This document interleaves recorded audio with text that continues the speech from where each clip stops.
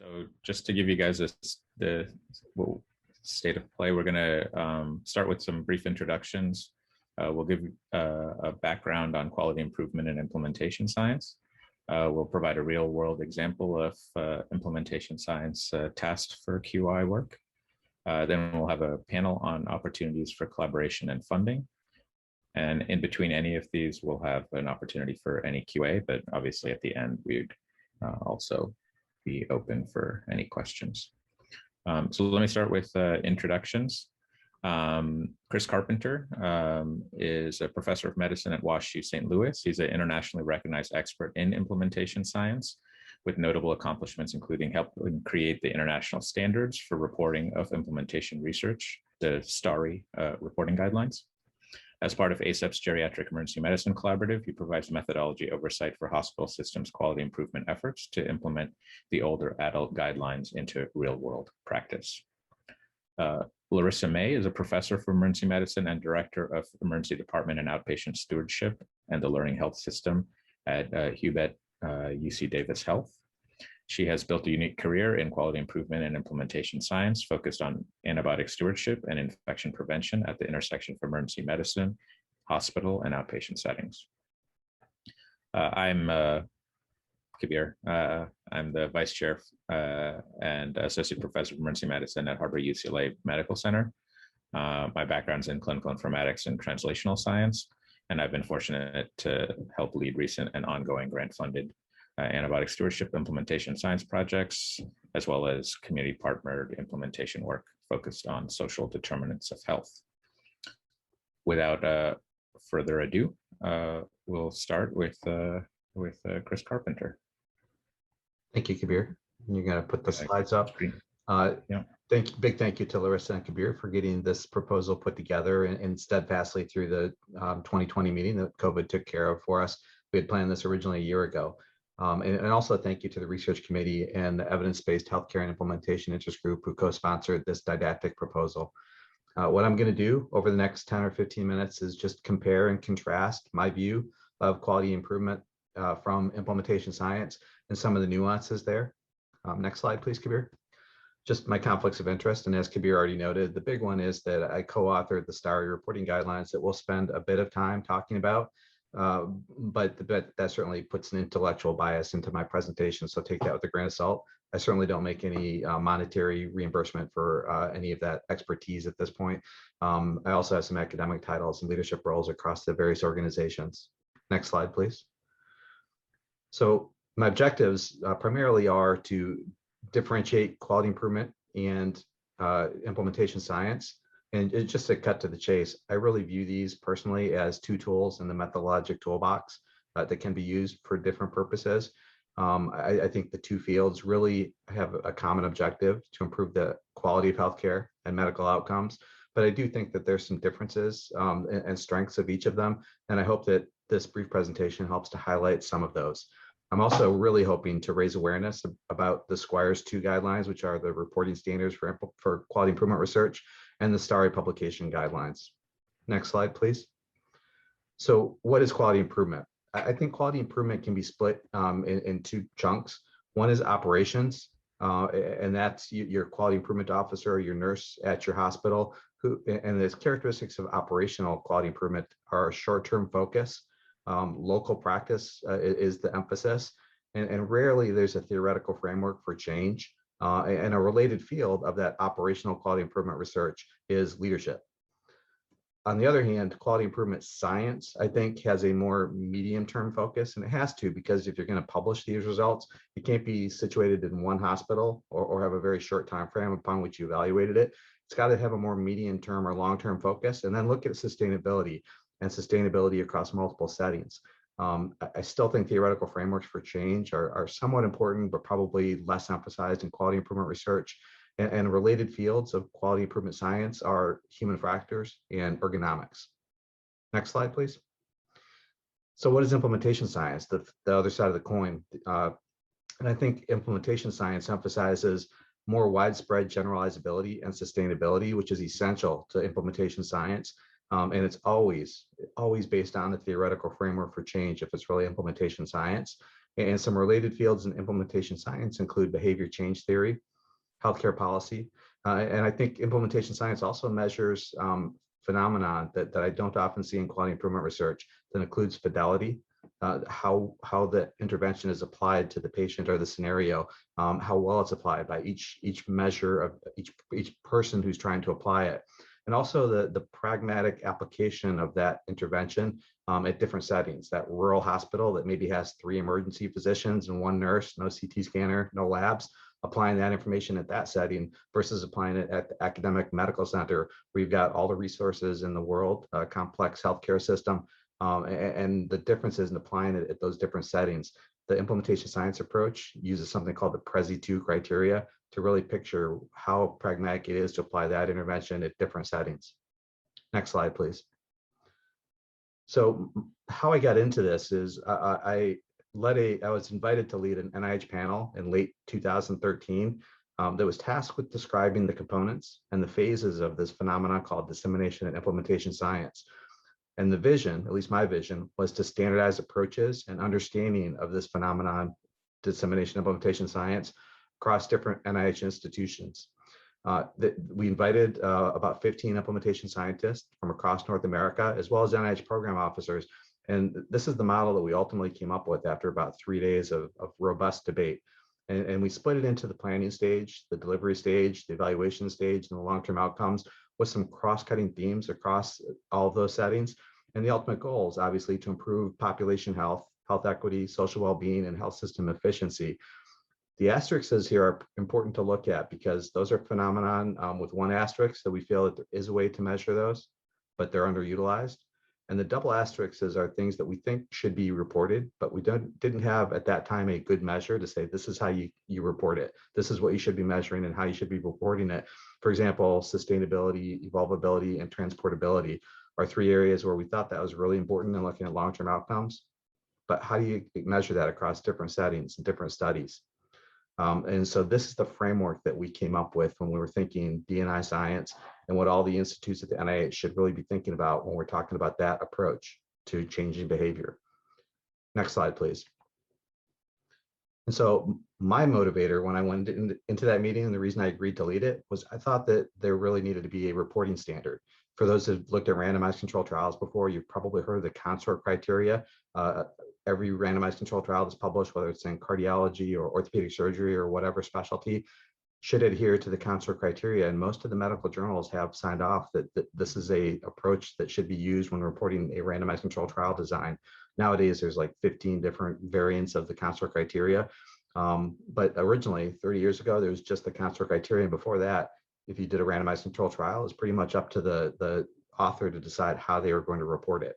And as you can imagine, it became a Tower of Babel, trying to compare different studies across different specialties and journals. Equator Network is an organization based in the UK that organizes all these reporting standards that now number in the 500s. It's about how to do a study for diagnostics. That's the STARD criteria. If you're doing a prognostic study, building a model or a clinical decision rule, that's the tripod criteria. Systematic reviews, there's the PRISMA criteria. And my vision was that we really needed one of these for implementation science. If you haven't checked out this website, please do, because if you're in research, and regardless of what type of research you're doing, you should be aware of the reporting standards, because more and more journals are asking authors to adhere to these and the editorial boards to be aware of them. Next slide, please. So for quality improvement science, there's the Squire criteria, standards for quality improvement reporting excellence. And the original Squire was published in 2008, and then it was updated in 2015. Remember, our meeting that I'm going to talk about in just a minute was in 2013, and then another meeting in 2015. So the second iteration of Squire wasn't available yet. There was also a new Squire extension that was published in 2019 for quality improvement reporting and educational interventions. Next slide. So what are some components of the Squire guidelines? In this short talk, I'm not going to be able to go through all 20-some elements of Squire, but I'm just going to show you a few examples in the next few slides. In this slide, you look at local problem description that made you do this quality improvement project at your site, the current state knowledge and the assumptions used to develop the intervention. Next slide.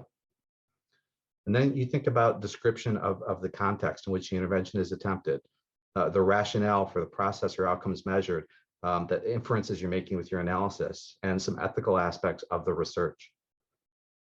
Next slide. The results, which are, to me, is the most interesting portion of the manuscript to read, include describing the contextual elements expected to interact with the intervention. But just step back for a minute. The contextual elements expected to interact with the intervention, that requires awareness of the confounders that maybe as investigators, we're not really thinking of ahead of time. And if you're not aware of it to think of it, you're not going to be able to measure it when you do the study. One difference with implementation science reporting is that we recommend thoroughly describing quantitatively and qualitatively the environment so that future researchers can consider or even hypothetically test from your data interactions that the original investigators neglected to consider. One difference in my mind of STARI and the Squire guidelines is that the Squire guidelines talk about contemplating them and discussing them. Implementation science, we talk about quantifying them in a way that future authors can test hypotheses that maybe you didn't think about. Next slide, please. The next chunk of reporting standards for Squire that I'll talk about is interpreting the findings and considering associations between interventions and outcomes. But think about the intervention here. Is the intervention the implementation science approach you're taking to get this intervention into your system, or is it the intervention itself? Maybe those are two different things you should be measuring in two different ways, two different streams of collecting data. Squares just lumps it together. The limitations section encourages generalizability of considering implementation science generalizability, but implementation science focuses more on measuring that generalizability through something called the PRESI2 instrument, which is a pictorial way of describing how applicable this approach would be at settings with different resources. Another thing that I didn't show here for the Squire guidelines is they talk about funding. Next slide. So taking all that knowledge, remember we only had the Squire 1 document to work with back in 2013, and then our meeting at the NIH was in 2014. So I had to convince this group of implementation scientists that among all these 300 plus reporting guidelines at Equator that existed at that time, that none of them really applied to what we were talking about with that framework that I just shown you and put together. And so I picked out the ones that I thought were perhaps the closest based upon the aspirations of those reporting standards. And then next slide, Kabir.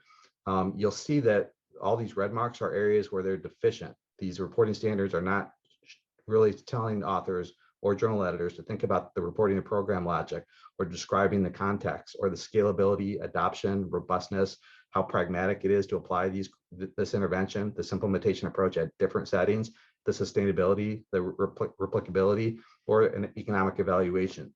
And Squires is the one that we're talking about today. And next slide, Kabir, you can see that it also fell short on many of these measures. So I think the 2015 Squires, which came out after our work, does close some of these holes, but not all of them. Next slide, Kabir.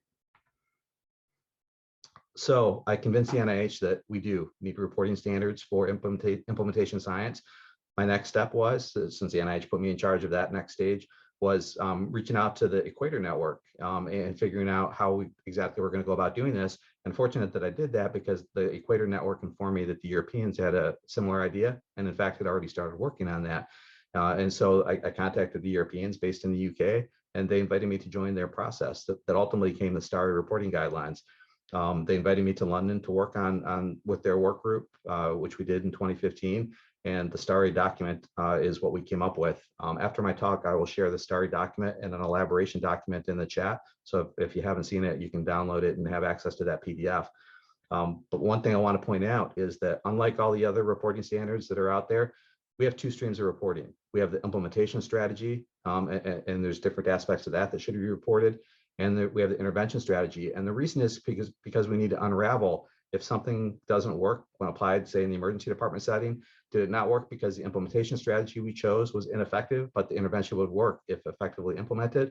Or paradoxically, did it not work because the intervention is not effective in this population, in this setting, but the implementation strategy was effective, it just doesn't work in this patient population? So we have two streams of reporting, which is different than all other Equator Network reporting standards. Next slide.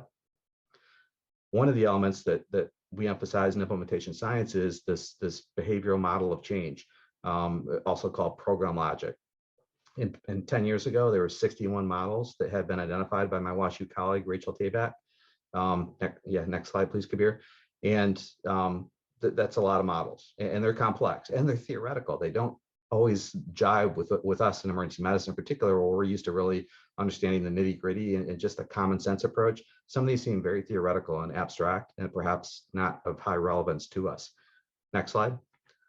So one approach that I took to start to standardize or think about how do we conceptualize all these different models and frameworks for behavior change into applicability for emergency medicine. This was at the 2016 Academic Emergency Medicine Consensus Conference on Shared Decision Making.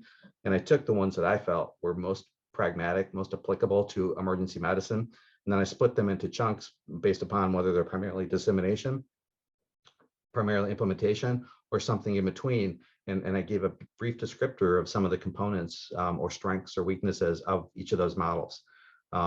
Nowadays, there's online programs you can go to start to look at what that model might be. That didn't exist a few years ago. But I do think in emergency medicine, we still need to weed through some of these different behavior change models and figure out which are most applicable to us in emergency medicine. But this is a true challenge. Next slide. So again, we have two streams of reporting. One of the things that we encourage, because we realize there are some design elements that are perhaps very important that we neglected to put into the STARI reporting guidelines. For example, if you've got an observational study, you should adhere to the STROBE reporting standards, which are for all observational studies, or the STROBE will give you the methodologic reporting for your observational design. STARI is meant for the implementation and intervention aspects of that. So we do recommend in the STARI reporting guidelines, if you've got a randomized control trial, use CONSORT and STARI. If you've got an observational design, use STROBE and STARI. So that's something I wanted to emphasize. Next slide. And so I wanted to bring this home to the emergency medicine community. And so with one of my STARI co-authors, we put together this editorial back in 2017, both to introduce SAEM to implementation science and STARI. And next slide. And to some examples of why STARI is important in the two-stream reporting, why it has some relevance. And we gave multiple examples in this editorial about interventions that had been reported in academic emergency medicine, which are good studies, but they didn't show success, and they reported themselves as implementation studies. But we wanted to know, was that because the intervention was ineffective in this population, or because the implementation strategy was ineffective, or both? Next slide. And so one thing we do emphasize in STARI that I really have not seen in other reporting standards, including Squire, is an emphasis on fidelity and assessment of pragmatic applicability elsewhere. Fidelity means the intervention. If you're having a nurse teach a patient or a family member about delirium prevention, for example, what is the fidelity of nurse A versus nurse B versus nurse C? What is their fidelity at the beginning of the shift versus the end of the shift? Measuring how well they apply that delirium prevention intervention, particularly if there's a subjective component to it at different times and across different people. Next slide.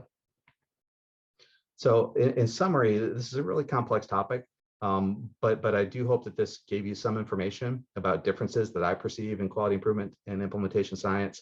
Again, I think there's two toolboxes in a toolbox of methodology. Certainly, I think there's some unique expertises in people who use different approaches. I don't personally believe that either approach is superior. And I've learned lessons from the QI world, and I've helped the QI world understand some things from the implementation science world. My bias is obviously implementation science, but I continue to learn from QI colleagues, most of whom locally for me are in nursing. But I've learned a lot, and I've learned a lot from Kabir and Larissa as well, and the approaches that they've taken and how they've actually used this in their research. And I hope that you see some of the practical applications for these theories and the research that they're going to present. At a minimum, if you take nothing away from my portion of this, I do hope you go check out the Equator Network and look at some of those reporting standards if you haven't looked at those before, because that's a rich resource, particularly for investigators who are getting ready to put their work together and submit it to journals. Next slide, please. So do you want to take a couple minutes for questions, or should we keep moving? So if I don't see any questions in the chat, so if folks come up with questions, we'll have opportunity later as well. But if you have questions right now, Um, you can certainly throw them up. Otherwise, we can move to Larissa May. I'm going to post some stuff in the chat too. Perfect. Okay. Well, let's carry on then. So, Dr. May, you're up.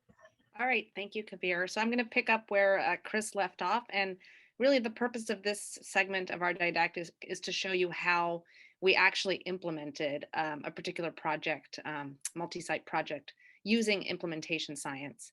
And so the title of this is Antibiotic Stewardship in the Outpatient Setting, Nudging Clinicians Towards Safer Care. Next slide.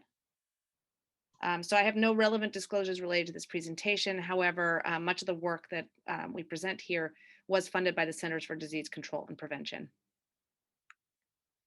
I just want to give you a little context about why this topic, even though it's not the focus of this talk. But really, when you're thinking about implementation science and using your conceptual models, you also want to take evidence-based interventions that you're going to apply to your local site and setting. And so you really need an intervention that's not in the early stages of, being proven to be useful, but really you want to take something that's been shown in the literature. And so antibiotic stewardship, we all know, is an important topic. It's really at the intersection of patient safety, infection prevention, public health, and obviously there are a lot of negative consequences to overusing antibiotics like allergic reactions and Clostridioides difficile. Next slide. So where we really wanted to be with this project for the CDC is that we wanted to really make sure that all of our patients, and this was an ED and urgent care centered study, were getting the right antibiotic at the right time and for the right duration, right? And sometimes that meant, in the case of this project, no antibiotic. So we really focused on presumed viral upper respiratory tract infections. Next slide. So this premise came from work that had been done by the CDC in an outpatient working group on antibiotic stewardship that I'd been fortunate to participate in 2015, where national targets were set for antibiotic stewardship. So based on the literature, we had estimated that nearly 47 million unnecessary antibiotic prescriptions per year were happening in the outpatient setting, and probably 30% of those were unnecessary. Next. And so here the reduction targets were set, a little bit of subjectiveness here, but the goal was to reduce antibiotics used for acute respiratory conditions by 50%. And the adult world really needed a lot more help than the ED world. Than the pediatric world, and then also 15% for all other conditions, which I'm not really focused on here. Next slide. But we have some major challenges, as we know, in the emergency department urgent care setting, right? Because, we have issues with time crunch, boarding, patient satisfaction, the need to make quick decisions without really having a lot of diagnostic information. So diagnostic uncertainty is a big concern, lack of resources such as diagnostics, concerns about what's going to happen to the patient when they follow up, or are they going to be able to follow up? So how did we accomplish our goals? So we focused on using the core elements for outpatient antibiotic stewardship that the CDC had published. So this is really QI, right? Leadership commitment, having a champion, action for policy or practice implementation, obviously being able to track and report the data as a key factor, and then providing education expertise. So this was the premise of our work. Next slide. I just don't need to rehash because Chris gave such a wonderful presentation, but really when I think of implementing a project, I think of, how are we using the plan, do, study, act cycle? And then we're thinking about what are we trying to accomplish? How will we know a change has actually been an improvement? And there's that data piece that's really critical. And then what change can we make that will result in improvement? Whereas next piece, the implementation science piece really is centered more on a conceptual model that's based on an explanatory theory. And so there are various of these. In order to design the intervention and implement it, based on that prescriptive theory, again, adapting the evidence-based intervention to your site and setting to make changes. So it traditionally tends to be a little bit more resource intensive and onerous and takes a little bit more time. But I think for practical purposes, you can take some lessons from implementation science and insert them into your QI projects. Next slide. So we had to do a lot of work at the outset in the pre-intervention period to really focus on that conceptual model and really identify some of the barriers and challenges. So essentially we conducted semi-structured interviews of administrators, of providers, including nurses and physicians, in the various settings that we were going into to implement this intervention. And so you can see the barriers identified are not surprising, right? Like patient expectations for antibiotics, not knowing all the guidelines or where to find them, and sustainability. And we also have some facilitators in the ED and urgent care setting, like we can incorporate certain materials in the process. We can think about bilingual patient education, for example, and where to place material. And we triangulated this with our survey responses that basically suggested that, antibiotics were most frequently overprescribed for the conditions that, we were looking at as part of the study, that the barriers pretty much aligned with some of the barriers that we identified in the interviews. And interestingly enough, the preferred method of stewardship was really providing guidelines and, clinical decision support. And very few people wanted individual feedback, which I'll come back to later. It's really interesting when you think about how you implement an intervention. It's not always, the most successful interventions aren't always what people expect that they will be. Next slide. So really the premise of the work we did was based on some literature in the primary care setting that had showed that behavioral nudges, which are basically gentle, non-intrusive persuaders that guide clinicians to make a certain decision when they don't really feel strongly about it one way or another, right? So an antibiotic for a viral upper respiratory tract infection. We've all done that, right? But there's not a good reason to do or not do it, although we can be swayed by certain psychosocial factors. So we made use of some of this literature as well as behavioral economics theory. Next slide. In order to understand like the intervention, I just want to demonstrate what we use. So social norms essentially are, many of you have probably seen these coming from your gas or electric companies, is basically like peer comparisons, right? You're being compared to the people around you. So this is where you are. This is where your peers are. You're doing pretty well, but you could do better, right? So that's a driver, especially for physicians that are extremely competitive, right? Next slide. And so we based our clinician feedback or our peer comparisons really on a model where we had certain inclusion criteria and then certain exclusion criteria. So for example, certain comorbidities or other infections that might really warrant an antibiotic. This wasn't perfect, of course, but with the peer comparisons, you're really just kind of leveling the playing field and everybody's compared against each other. Next slide. And this is what it looked like. So we literally took this out of the study by Daniela Meeker and Jason Doctor that had been done in the primary care setting that had showed a 20% reduction in inappropriate prescribing in those settings for URIs. And it didn't feel quite right? But this is, evidence-based. So basically we gave quote unquote underperformers, so people that were prescribing more antibiotics, like at the bottom 10 percentile, you could say, and basically told them they weren't a top performer, that they wrote too many unnecessary prescriptions. And then we gave them their data, right? And then, ideally, when I talk about identifiability in a minute, I should have signed it with my name, but I was chicken. So we called it the Mitigate Antibiotic Stewardship Team. Next slide.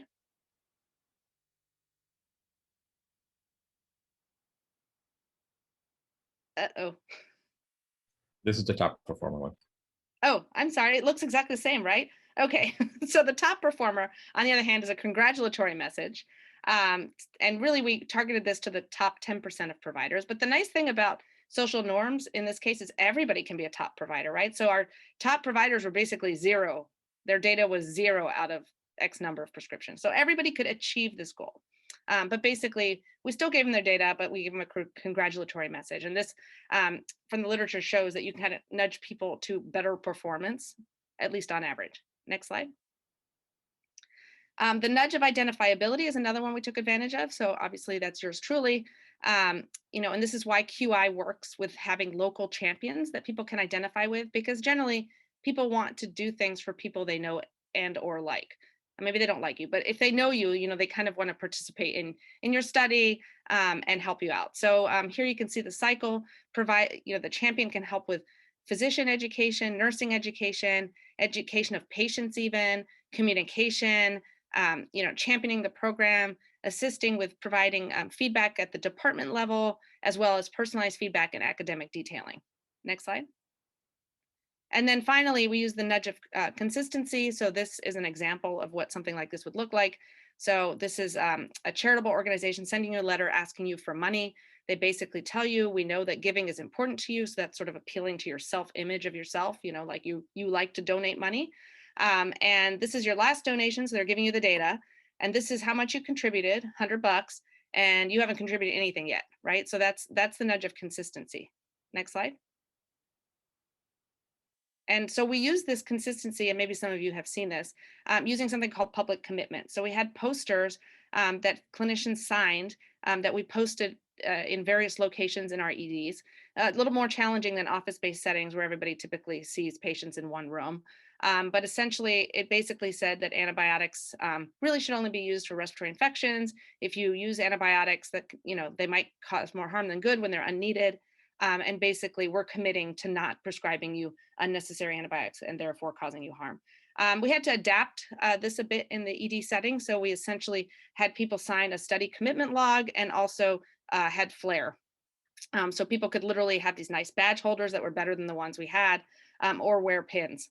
And so that's how we kind of adapted the intervention using implementation science. Next step. And these are our results that you can find. They're published online, but essentially we compared 2 flu seasons. And you can see here, we had multiple sites. So there were 9 sites across 3 systems in 2 regions. And you can see on the left side, there's the percent of inappropriate prescriptions using a log scale.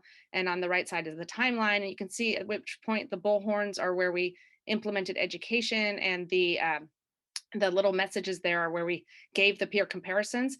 Unfortunately, because we were such good prescribers, or not, we didn't prescribe a lot across our academic settings, we really couldn't show a difference between the nudging intervention and standard education. But that was shown in future studies in different settings. Next slide. And we also looked, which is the part of implementation science, it's a little different than when you're doing QI. We looked at some implementation outcomes. So how acceptable was this intervention? So we did pre and post surveys for that. Our fidelity to the intervention components. So did we complete all our interviews? How many of what percent of the surveys were completed? And then adoption, how many people actually wore the flare, displayed it, and signed the signatures? Next slide. We, as part of the study, did not look at sustainability. So I'm just showing you here that I later was able to get some follow-up data from our ED at UC Davis. And you can see here that trend line basically shows that we have continued to kind of drop, or at least we haven't gotten worse. Again, our rates are extremely low, less than 5% inappropriate prescribing. So there's that. Next slide. Some limitations were identified, particularly as part of this research. Our sites were all academically affiliated, only 2 states in the Western region, which tends to prescribe fewer antibiotics. And so local context and culture might differ elsewhere, for example, in the Southeast. We also, as I mentioned, didn't really look at sustainment, and we didn't look at potential harms, although there's existing evidence that, that implementing antibiotic stewardship in other settings doesn't result in harm. And next piece, the toolkit is publicly available. I'll show you the URL later for any of you who happen to be interested in looking at an implementation guide based on our implementation science project. And our plans now going forward are testing for scale and spread, which we did not do, obviously, in this limited study. And then some important lessons learned, I think, just from this project, either in QI or implementation science, when you're thinking about interventions, really consider the use of these behavioral nudges. They can be quite powerful. Here they are again, so that you can look at that. And then next, clinician buy-in is obviously key. If you don't have a champion and you're not focusing on low-hanging fruit, it may be very difficult to change that behavior with the interventions. And then, of course, even though we had some funding for this study, it was the CDC, so it wasn't a huge amount of funding. And we really had to rely on operational and leadership support from our institutions. So we really had support at the highest levels, and they really helped us get the data because they recognized that this topic actually, because it aligned with other goals that the institution had. So in summary, I would say that implementation science and QI can be a great framework for doing these studies.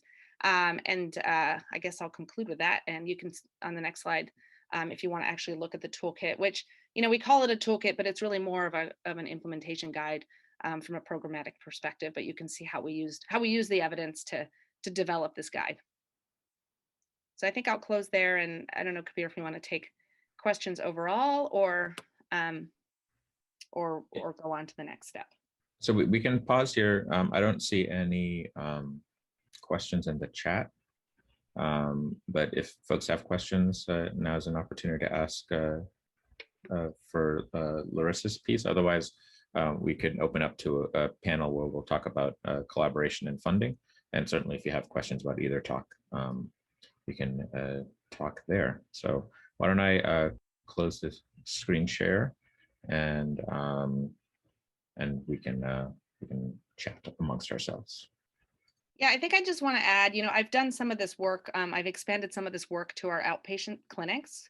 There are 17 regional clinics that see like 900,000 patient visits a year in the UC Davis health system. And I think sometimes when you're trying to do these, we have to remember that funding, is one thing, but the research timeline is often completely different than the timeline that your institution might have in order to get a project done.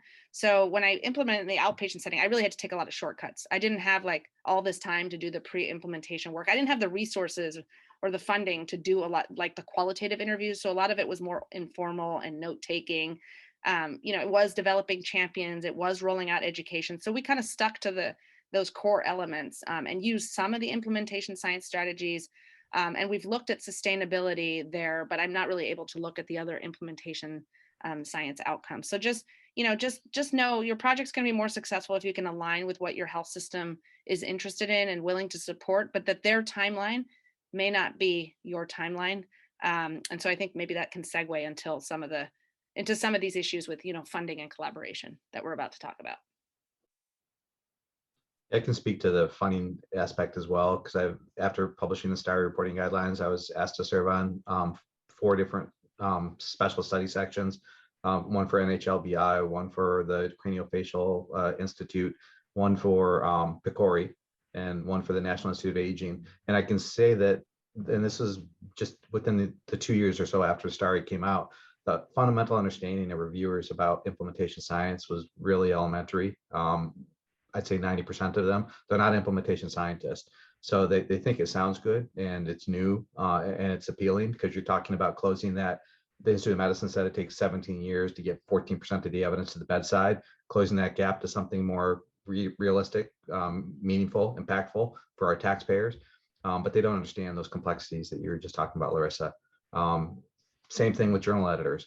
We put those STAR reporting guidelines together. I was the only journal editor sitting in the room. And I quickly realized all these things we're asking to report, it's going to be a 100-page manuscript, and no journal or publisher is going to accept that. So in our elaboration document, we give some shortcuts that we recommend people take and how to work with the journal editors to get some of these elements into the manuscripts. So some practical things. Yeah, I think also for, I think there's a question we can go back to, which is if we could go back and that kind of dovetails what you're talking about, Chris. If we could go back and write a grant to include the implementation outcomes and pre-implementation intervention work, how would you go about that? I think from my perspective, funding in my area is a little bit challenging because there's not a lot of entities that fund antibiotic stewardship, and CDC has very little funding. And a lot of it is honestly, it's like industry, investigator initiated grants that are most likely to actually fund this work. But the health systems are starting to fund it, right? So there's opportunities, I think, to make the case to your health system that this is a good thing for them. It might align with their incentives, with the other CMS reporting measures, depending on the project. And so I think that's an important opportunity. I will say that the CDC grant was really stressful. It was a contract. It was on a 12-month timeline. So imagine trying to do something that should be a 3-year RCT in 12 months with IRB issues, multiple sites, et cetera. So there were challenges there. Then we ended up with a 6-month cost extension, but we basically had to finish the entire project in 18 months. In retrospect, I don't know that I would want to do that again. It was just so crazy. But on the other hand, it made it so that it was very pragmatic. It had to be very pragmatic, and it really had to align with our institutional work that really helped us support it. So I think there is that balance, or maybe like contrast between extramural funding that typically like NIH takes a long time to get things funded, and the reality of where QI is going and what's going to be demanded. If you put in a grant, looking at all this stuff like the implementation outcomes, and it doesn't get funded for 2 years, it turns out a lot of times you've kind of already done the work, right? Or you're already along the way of doing the work because now everybody's implemented it, so it seems less relevant. Maybe Chris or Kabir can talk about that challenge related to writing grants for this work when it kind of needs to happen anyway and may just happen. So some of it, I think, is how you present it. So certainly an alternative opportunity for funding support, in addition to the health system, is also to consider universities, particularly if they have a clinical and translational science Institute Award. They have seed grants, they have internal voucher systems to essentially buy people's time so that you can do some of the foundational work in advance of perhaps the more, for lack of a better description, the actual sexier implementation intervention work. So if you do it that way, you can do that. That's what we did after Mitigate. We did that with the health system that I am part of, which is LA County's Department of Health Services. They had a seed grant program for implementation.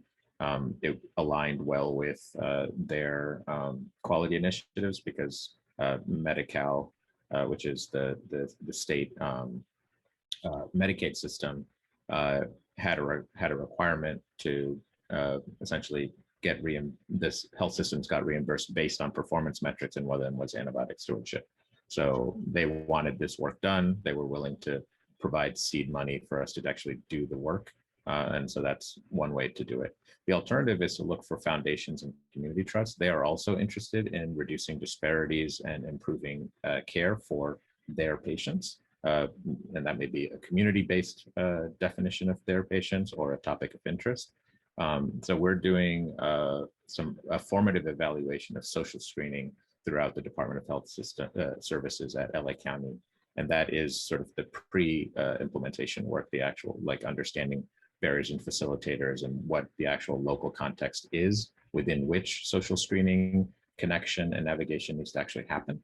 But that work is being funded through a foundation rather than through a traditional federal funding opportunity. That makes sense. I mean, I should mention you can leverage your contacts also, right? Like your community support or community organizations or public health. We co-led an ED stewardship collaborative across California. Now it helped that, the California Department of Public Health was interested in this topic. And so we worked with 15 other sites, some of whom actually implemented Mitigate to varying degrees, and others did other QI projects, but it was really an opportunity to share best practices and really, get EDs together. And one of those EDs, we've collaborated with since and has really done a tremendous amount of work, again, supported by their health system. But now we're hopeful if we can ever get the contract through that we'll have an investigator initiated grant that's funded in order to actually do more work and more of the implementation, the true implementation science work that we want to do, looking at a larger community health system, in a more rural setting.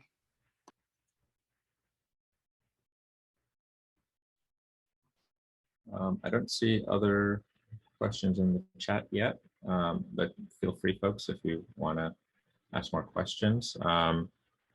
In terms of if you're interested in this work and you actually want to learn more about it, so one is to find collaborators with expertise. So you should look to social work and nursing within a medical center. That you may find your experts there. If you have academic affiliations, you should be looking in psychology, human factors engineering, or sociology for experts as well. And don't discount consulting groups or community groups that may be attached to your community that you serve. They may have folks involved as well. And then I'd be remiss to not plug the SAEM Evidence-Based Healthcare and Implementation Interest Group. There are a number of folks interested in implementation science. We now have an award, the Rakesh Engineer Implementation Science Award, which will be awarded to those folks that do this type of work now and in the future. And we're ready and able to help you with your work. So come by the interest group if that is of interest to you. See if there's some, oh yeah.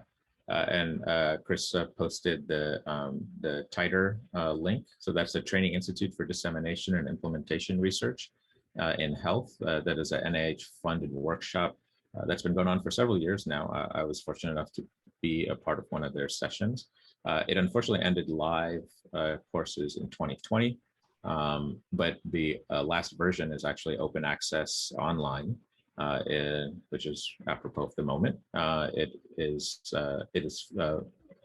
found under that link if you follow it in the chat, or if you just Google TIDIRH. There's not a lot of stuff for that acronym. And if you are interested in our last 5 minutes for live classes, WashU does offer an Institute for Implementation Science Scholars program that is funded by the NIH. Last couple of minutes, if anybody else has other questions. Otherwise, I'll let Chris or Larissa give any closing thoughts.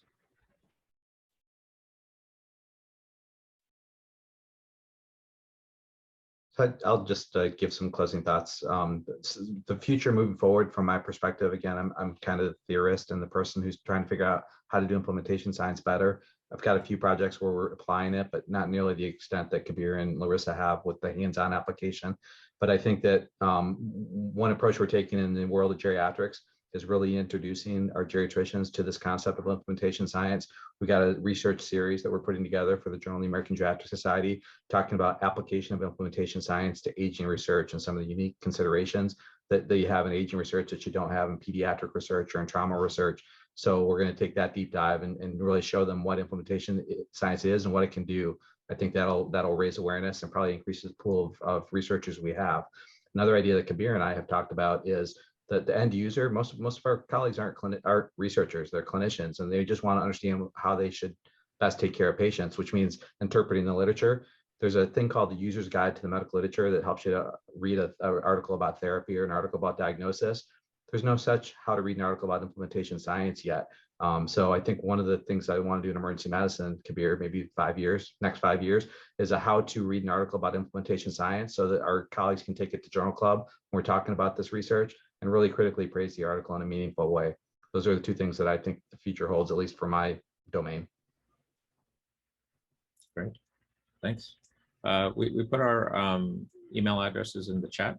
Feel free to contact any of us if you have questions or follow-up. And like I said, opportunities for collaboration do exist. We'd be happy to assist if not come to the EBHI interest group. It's a big tent. All right. I think we're getting close to our time. Thanks, everybody. Thank you.